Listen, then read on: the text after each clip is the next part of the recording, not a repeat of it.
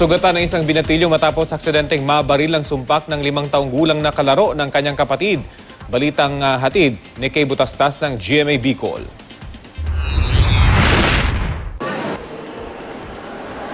May tama ng bala ng sumpak sa tiyan at sa kamay ang 13 anyos sa batang ito mula sa bayan ng Balatan, Camarines Sur. Aksidente raw siyang nabaril ng 5 taong gulang na bata na kalaro ng kanyang nakababatang kapatid. Kwento ng biktima.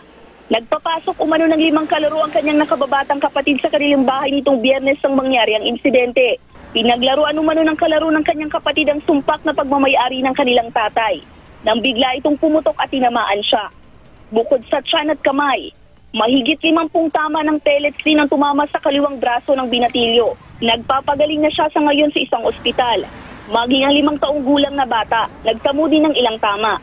Hanggang sa ngayon, di pa malaman ng pulisya kung paano natamaan ang 5 taong gulang na bata. Pero anila, wala raw bantay na magulang ang mga bata sa loob ng bahay. Siya pang piga-identify tapos na kami duman sa crime. Inaresto raw nila ang ama ng batang nabaril para sampahan ng kaso. Pero itinanggi naman ng ama ng biktima na sa kanya ang sumpak. Kibuk, bilin lang. Kaya sabi niya, balikan na daw niya. Niya din naman nagbalik. Bukod sa sumpak, nakakuha rin ng kalibre 22 na Magnum revolver sa bahay.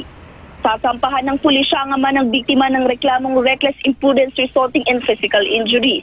Sasampahan din siya ng reklamong illegal possession of firearms.